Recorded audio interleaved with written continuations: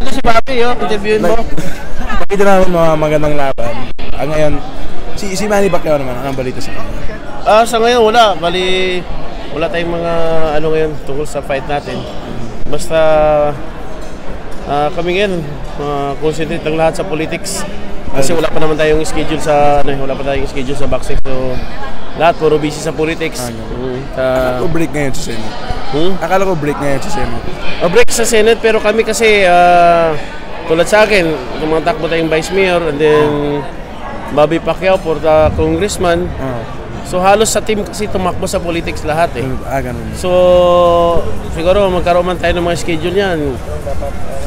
Depende sa promoter kung September o ano nila ibigay. No? Pero kung nalaban siya, sinong gusto mo makita? Tayo naman, wala naman tayong pinipili. As long na mabigyan lang natin ng magandang kondisyon ang ating fighting senator, why not?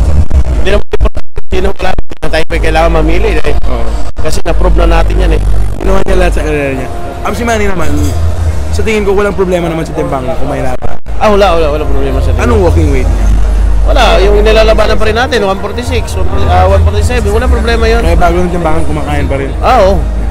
Tapos yung huling fight niya, paano minamanage mo yung change of weather pag dumating sa US? Wala naman kasi kasi hindi naman na tayo magbabago na kasi nakasanayan na natin at alam na natin kung paano na natin i-adjust. Sanay na kayo. Sanay na.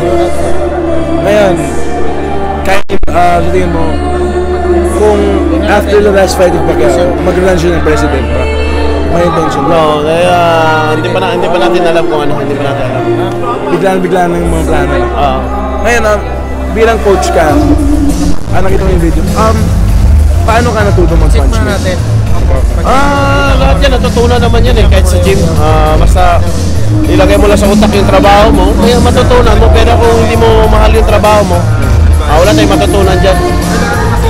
Yung lakas ni Manny, kumpara sa lakas niya dati, andun pa rin. Hindi naman mawawala yan.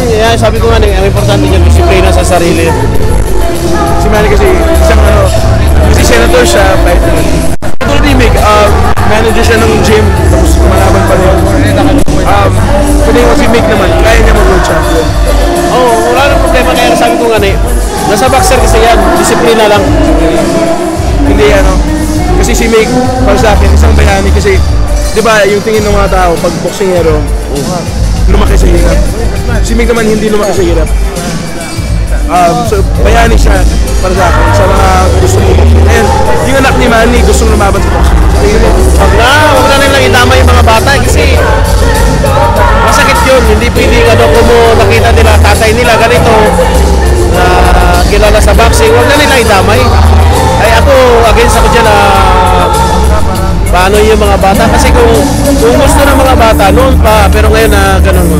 Masyadong late. Tama na. Ako naman 20 years old, may parang ganito ng mga. So tingin mo, yung disiplina sa fighter, ensayo nga talaga. Alam mo, isang fighter kasi, may trainer sa wala, kung marunong magdisiplina sa sarili mo,